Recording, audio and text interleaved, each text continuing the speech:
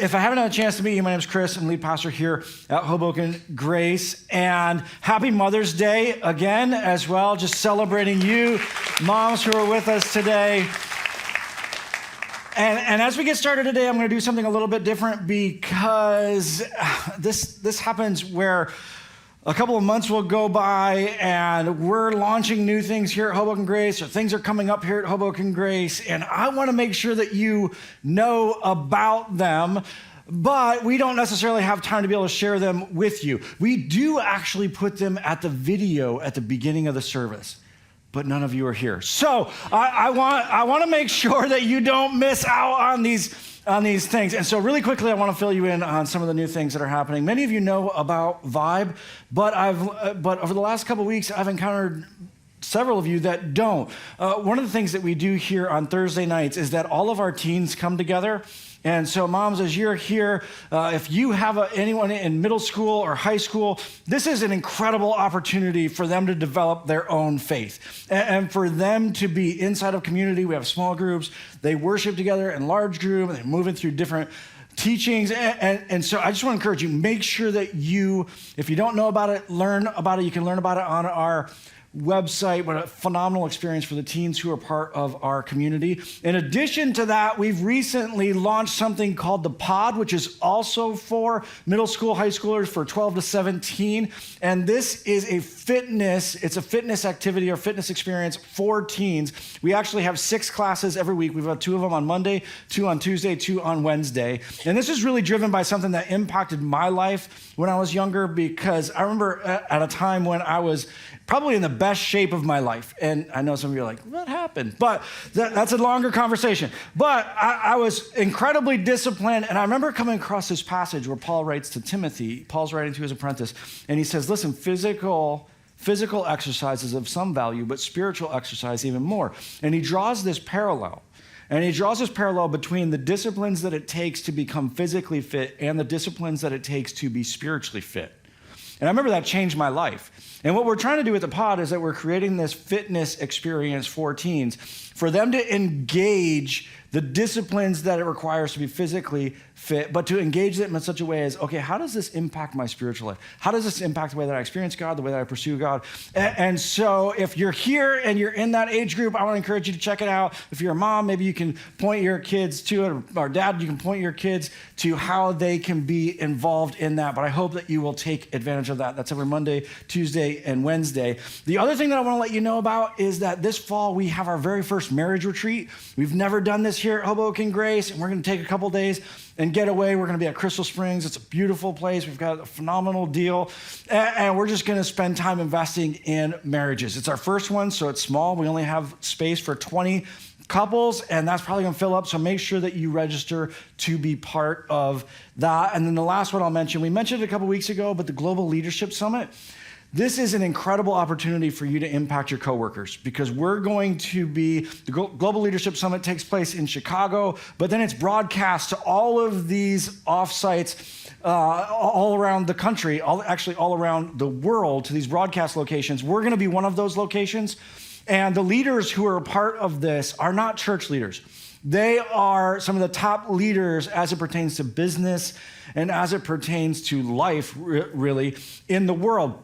You can find out more if you go on the website to be able to learn about who those speakers are. But this is a great opportunity for you to be able to invite your coworkers and say, hey, listen, come experience this thing that's happening at our church, and for them to be able to grow and for us to be able to invest in them. So I hope that you will take advantage of that. So we have a lot of different things that are coming up, really exciting things. If you do show up at the beginning of service, you'll learn about those on a weekly basis. But wanted to make sure we didn't miss that. With that being said, today we are continuing our conversation. If you haven't been with us, we've been in the midst of this conversation called The Real Jesus. And we've been asking, okay, is the picture in my head, because all of us have some kind of picture or some kind of understanding of who Jesus is the picture in my head actually accurate to who Jesus is? Or is it a little off? And to do that, what we've been doing is we've come to Jesus' best friend, to John, the one who was closest to him, and said, okay, what was Jesus like? And we're moving through John's account of Jesus' life and learning, okay, who was he actually? And we've made it through the first couple chapters, and for some of us, that idea of who he is has been shaken a little bit. And I hope that you're allowing John to shape how you understand Jesus. Because so often we come with our own idea and we try to fit our idea of who Jesus is into the story instead of allowing the story to actually shape our idea. And I hope that you're giving the eyewitness accounts the opportunity to actually inform. Okay, no, this is actually who he is. This is actually how he worked. And today what we want to do is we want to continue that. And we're going to jump into chapter 5. I'm going to jump really quickly through the beginning of chapter 5 because I don't think that's necessarily the most significant part. And I think there's something really important that we need to see here about how Jesus lived because it actually informs how we live. So at the beginning of the chapter, Jesus heals this individual, and John kind of jumps ahead in the storyline as he begins this chapter, and he jumps specifically to this moment where he heals an individual who has been sick for a very, very, very long time. He can't walk, and the scriptures say that he's an invalid, and he's not able to. There's this whole thing about this pool that's near him. We're not going to go into that. But either way, Jesus encounters this individual, and he heals him. Now, this gets Jesus in a lot of trouble. You say, why would Jesus get in trouble for healing someone? Well, he gets in trouble because he heals him on the Sabbath. And inside of Jewish law, you're not supposed to do anything on the Sabbath. And they decided that healing was doing too much, that healing was working. But even before they get to being upset about the fact that he's healed, this is crazy to me. This is crazy to me, but this is how the story plays out. Jesus heals the individual, and when he heals the individual, he says, listen, stand up, which he couldn't stand up before. He says, I want you to stand up, and I want you to pick up your mat and go home. So he does. The religious leaders encounter this individual as he's making his way out or as he's walking around, and they get angry because he's carrying his mat. Now, put yourself in the story. And I say this all the time. I will say it. I will continue to say it all the time. If you're going to understand Scripture, you got to put yourself in the story. It's so easy to read it and not actually experience it. You got to put yourself in the story, okay? This individual, the religious leaders knew him. You realize that? It said that he'd been sick for 38 years, that he had been consistently coming to this place for a very long time. We don't know if it was all 38 years, but for a very long, they knew him. They knew him personally. They probably knew him by name. They had encountered him over and over and over again. And Jesus heals him. They run into him, walking, by the way,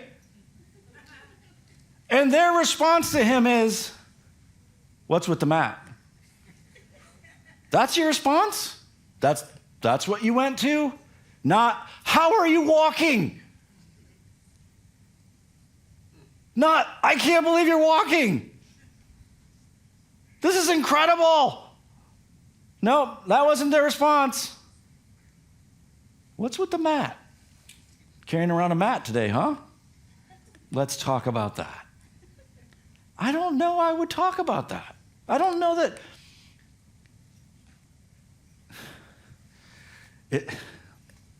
It's amazing how you can become so engrossed in religion that not only do you lose your relationship with God, you really lose your relationship with everyone.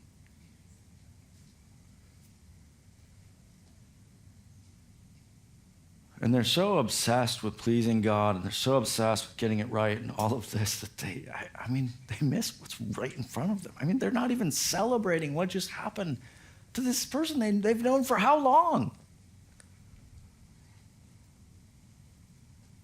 But not only do they get mad at him for carrying the mat, they get mad at Jesus for healing on the Sabbath. And there is something that is said in this part of the passage that I just want to mention, because some of you are reading along with us, which I've encouraged you to do, and hopefully you've continued to do that. You're at that point where now you've read it a couple times and you're going to get bored of it, and you have to decide to continue to come back because you want to experience God, not because you're going to learn something new. But hopefully you're continuing to read along with us. And if you are, then there's something that happened in this chapter that has bothered you, at least many of you, because as Jesus is interacting with the person that he heals, he says something, well, he says to him, he says, listen, stop sinning or else something worse is going to happen to you. Actually, he says, lest something worse happen to you. And some of you read that and thought, what does that mean? So I don't think it's the most significant thing in this chapter, so we're not going to talk about it here, but I do want you to know that we are going to talk about it. So we have a podcast, it's on our app, it's called Continuing the Conversation, and what we do on a weekly basis every other week or so is that we go back to the conversation from Sunday and we go a little bit deeper, or we talk about things that we just didn't have time to get to on Sunday. So this week, I promise you, on that podcast, we're going to talk about what Jesus says in that moment. So if you tune in, it should be up around Wednesday or Thursday. If you tune in, you'll be able to hear us actually address that. I don't want to just move past it. I just want to just ignore it. You're like, how'd you just ignore this crazy thing that Jesus said? But I don't think it's the most significant thing. So we're not going to spend a lot of time there. We're going to talk about that later. I want to get to the most significant thing, which you see when Jesus begins to interact with the religious leaders. So it says this. So because Jesus was doing these things on the Sabbath, the Jews persecuted him. So they're upset about the fact that he's doing this on the Sabbath, that he healed this guy. Jesus said to them, my Father is always at his work to this very day, and I too am working.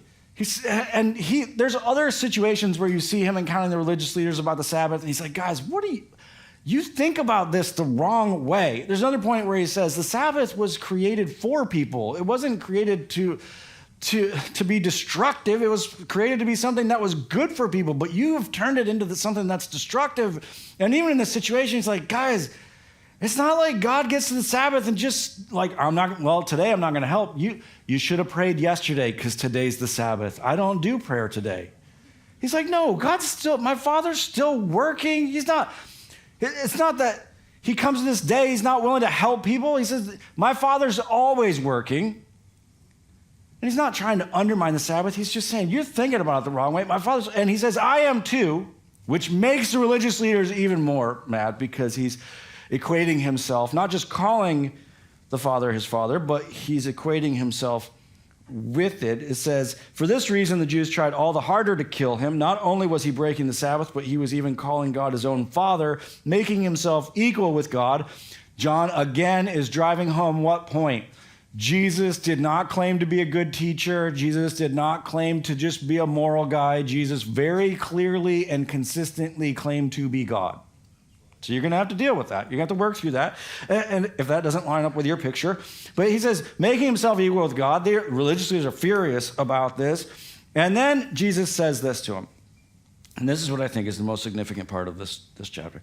Jesus gave them this answer. I tell you the truth, the Son can do nothing by himself. He can only do what he sees the Father doing, because whatever the Father does, the Son also does. For the Father loves the Son and shows him all that he does. He says, guys, and here's the thing. The other thing you need to know about this is this. I don't do anything on my own. The other thing you need to know is I'm not the one who decided that it was the right time to heal this guy. I just do what the Father tells me to do. I couldn't even do it on my own. It's only through him. I just do what the Father tells me to do. And here's why I think this is really significant. You say, okay, I mean, I get it, but why would that be the most significant part of the chapter? Here's why. There's two reasons that Jesus lives. There's two reasons. And people ask me all the time, well, why is the life of Jesus significant? Well, there's two reasons. Number one is he's actually living the righteous life that you were created to live. And when Scripture says, when you step into a relationship with him, when you trust him about what he did on the cross, there's an exchange. You give to him your sin and brokenness, and he gives to you his righteousness. This is not theoretical. This is his actual lived righteous life, that he came and lived it the way it was supposed to be lived. He lived a sinless, righteous life. That is what you are credited with. That's the significance of why he had to live. That's one reason. The second reason is this. He's an example. He comes and says, this is what it looks like.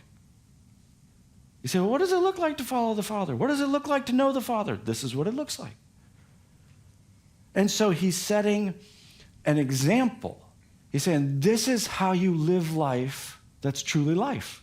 This is how you live life to the fullest. And in this moment, he's giving us this incredible insight to how he engages life. And I think it's shocking because he says, guys, I'm not the one driving this thing. I just do what the Father tells me. I'm not the leader here. I'm a follower. Wait, Jesus, aren't you God? What do you mean you're not? What do you mean you're a follower? No. I don't actually make the decision about how this thing's going to go. He does, and then I just do what he tells me. That, to me, is shocking. That the most significant person in the story lives their story as a follower. Now, don't miss the humility of this. Don't miss the humility of this. So Philippians 2 says it this way. He says that Jesus, even though he was equal with God, he did not think of equality with God as something to cling to, but instead he gave up his divine position, privilege. He gives all of that up, and he becomes a servant. And it's not just that he serves you, he serves the Father. He becomes a follower. This is so countercultural. This is so countercultural because in our culture, man, you cling to power and position. You do not give it up, and you do not give up equality. Never. Never. Why? Because significance is found in power and position. But Jesus says, no. That's not the way we're going to do it.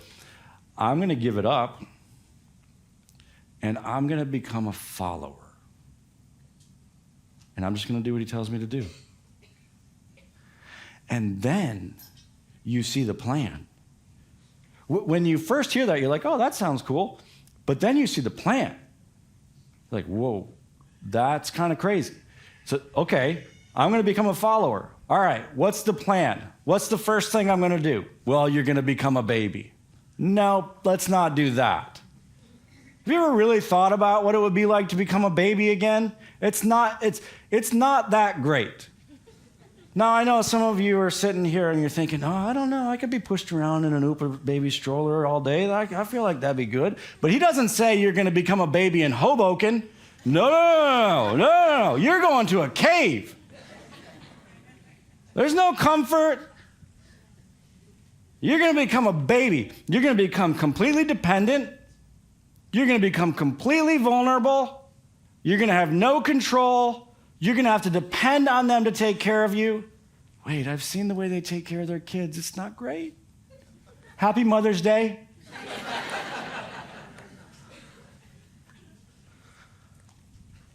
So you're going to do that. Then you're going to grow up. Oh, am I going to do something significant while I'm growing up? No one's going to know who you are. But you're going to have to grow up, which means you're going to have to go through middle school. I recently got a middle schooler. It's awful. Not my middle schooler, just middle school. You're going to have to go through that. You're going to have to deal with those kids. Knowing that at any moment, I mean, can you just imagine this for a second? I didn't talk about this in the other services, but this is significant. Imagine going through middle school knowing that you could kill anyone at any time. That would be very dangerous. Like, it wouldn't have gone well for me. That you have the power to do whatever you want. Like, that would be, but you're going to go through middle school and then, well, you're going to live the first 30 years in complete obscurity.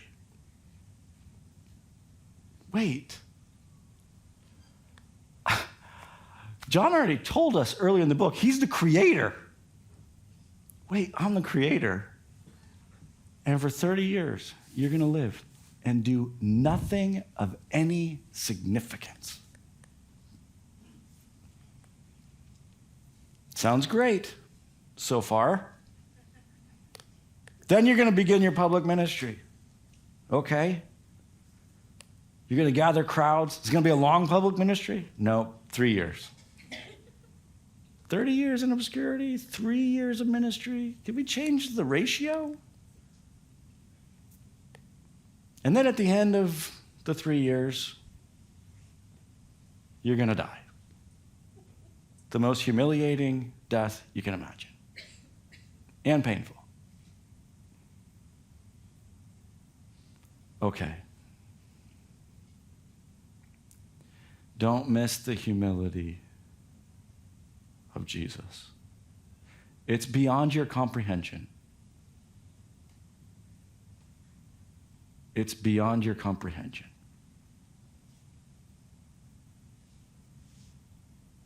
And he says, I'll give all that up, and I'll follow you. And you tell me what to do, and you tell me how it's going to work out.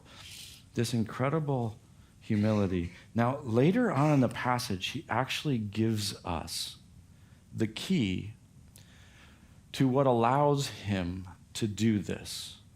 The key to what allows him to embrace this. He says it this way.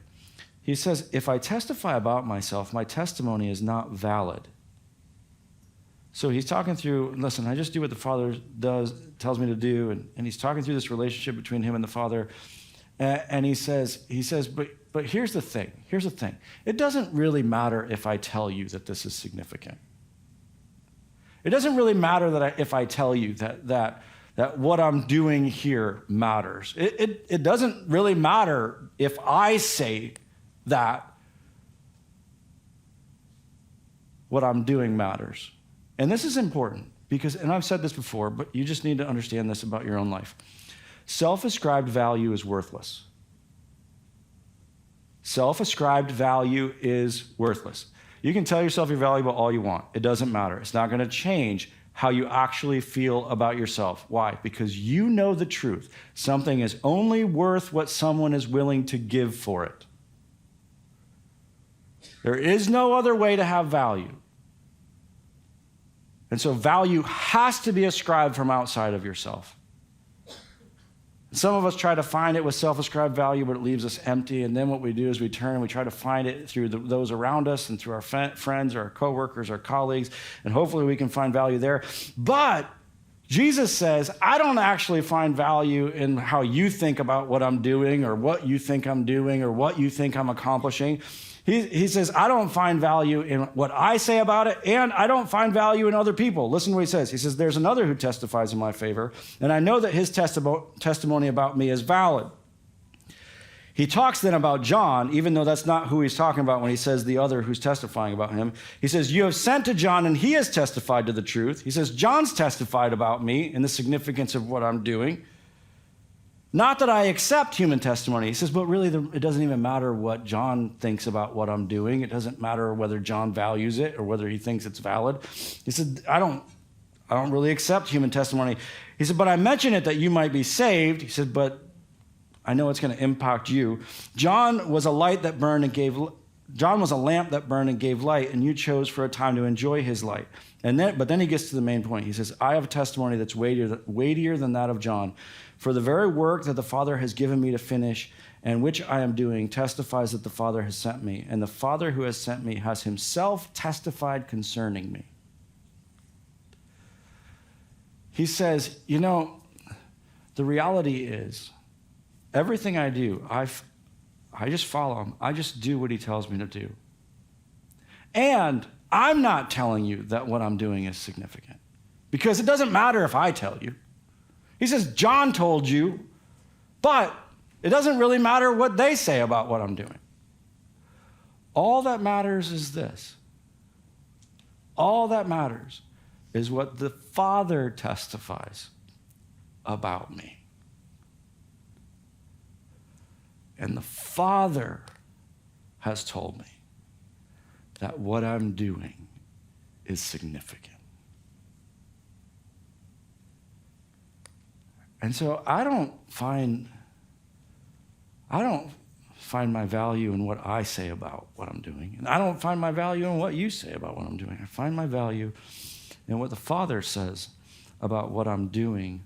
And I trust the Father. I trust the Father with my honor. I trust the Father with that.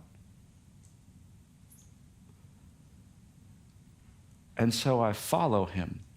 Listen to me. Humility and service, your ability to be able to serve and your ability to engage life with humility is directly connected to your security. If you're insecure, you'll never be able to be humble. You'll always try to prove yourself. You'll live your whole life trying to prove yourself. The Pharisees and religious leaders were insecure. They lived every day trying to prove their value to God. If you live in religion, you will live insecure. Some of you grew up that way, and you went to church, and every Sunday you left and you wondered, what does God think about me? And over and over and over again, you tried to prove yourself to God, hoping that it would change the way he thought about you. And that drives you to spiritual ambition. That drives you not to serve, but to be served. That drives you to all sorts of destructive things. But Jesus said, I know the Father's testimony about me. I know it. So I don't have to try to prove myself. And I don't have to try to prove myself to you. I just do what he tells me to do. And I'm okay with that. Now, here's the thing. Jesus gives his life on that cross for you to have the same security.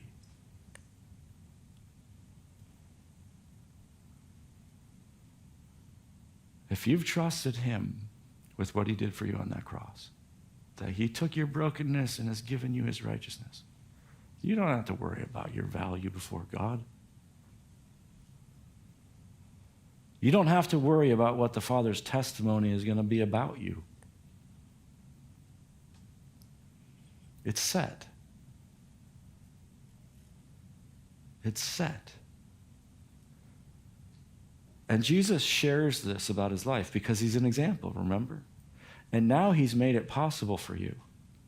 And he says, this is how I want for you to engage life. I want you to engage life from a place of security. You know the Father's testimony about you. You know the way he loves you. You know the way he values you. It's all based on what Jesus did on that cross. You know that. And so now you can engage life. Not trying to prove yourself. You can engage life following. Following.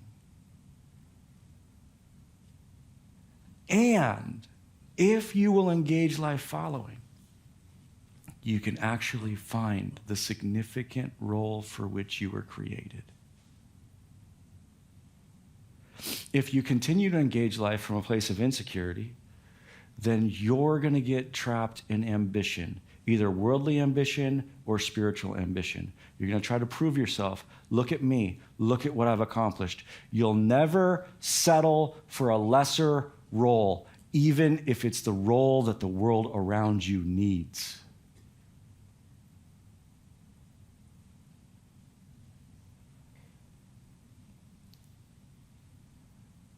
There's this story Jesus tells. It's terrifying to me. This story Jesus tells about the end, where he says there are going to be people who come to him and say, Lord, Lord, look at all these incredible things we did in your name. And he's going to look at them and say, I don't even know you.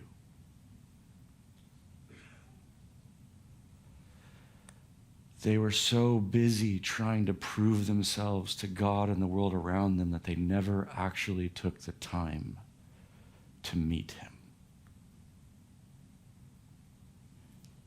They did great things. They just didn't do the right things. Jesus did not find his significance in his accomplishments or his ambitions. Listen to me so carefully. He's sharing it in this passage. He did not find his significance in his accomplishments or his ambitions. He found his significance in his obedience.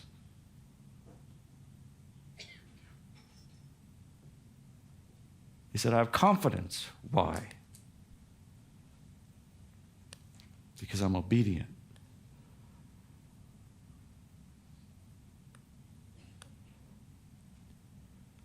You can live your life and you can keep chasing significance. You can live your life with ambition, whether it's worldly or spiritually, and try to impress and look at me, I'm valuable. But the day will come when you'll meet the one who created you for a specific reason. Perfectly designed you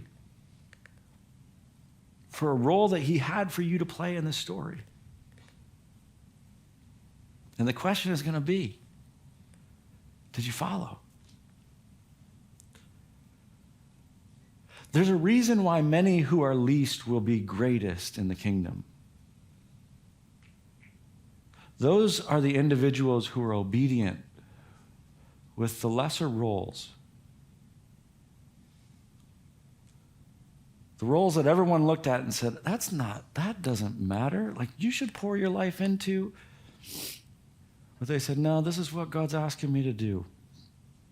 Even if it means that I'm obscure for 30 years. But you can do great things. Jesus, you can do. No. It's not about what I can do. It's not about what I can do. It's about what I'm here to do. It's not different for you. Do not lie to yourself and say, well, that was just true for Jesus. No. No. You were created on purpose for a purpose. But you don't lead God into it, you follow him. You follow him. And you have to be willing to say, it doesn't matter what the role is. I don't find my significance in my accomplishments or my ambitions. I find my significance in my obedience.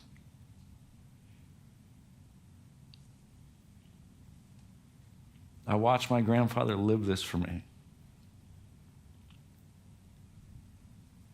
Because he faithfully followed the Father to care for my grandmother for most of his life. During that time, it looked like he had never accomplished anything of any significance. But I have no doubt that he stood before the Father, and the Father testified to his faithfulness. And that's more significant than anything else.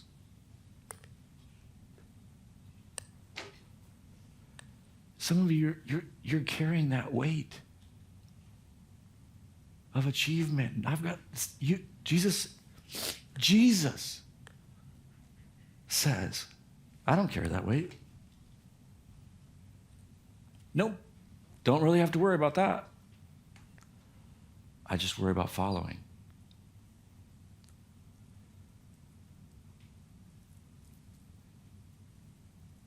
And Jesus said, I know if I follow well, one day he's going to look at me and say, well done, my good and faithful servant. This is my son, in whom I'm well pleased. But we have to shift the way that we think about it. And so today I want to invite you. I want to invite you to surrender. I know it's a countercultural word. We don't do that. We don't surrender. We achieve. I want to invite you into significance. Surrender. God, it's not about my story anymore. It's about yours. And I trust you that you created me on purpose for a purpose. And I want to follow you into that. I want to act when I hear you nudging me during my day. And I know some of you are like, how does that look? It really has to do with you living your life aware of it. And moving through your day, not just asking God once during your day, hey, God, what do you want from me today? But moving through your life in that conversation with him and asking, okay, what do you want for me to do today? And you'll see when you begin to ask God that question, all of a sudden he'll be like, hey, I want you to go talk to that person. And then you have to obey, because if you don't listen to the Spirit, it becomes harder to hear the Spirit. And sometimes you're going to say, I want you to go talk to that person. And you're going to say, I don't want to talk to that person. I don't even like that person. But you live aware, you engage his word, you engage community. Because I want to pour my energy not into my accomplishments or my ambition. I want to pour my energy into my relationship.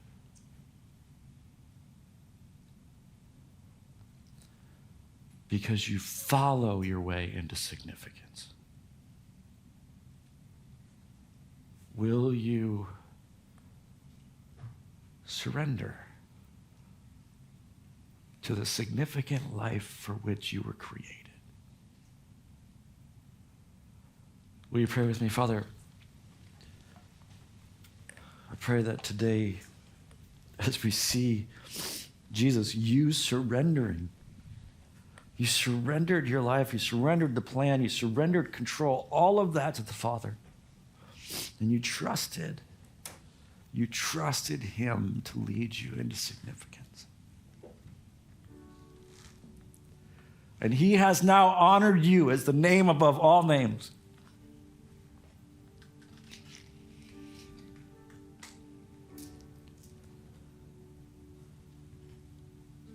I pray that today we would set aside our ambitions and our accomplishments and all that we think will make us significant.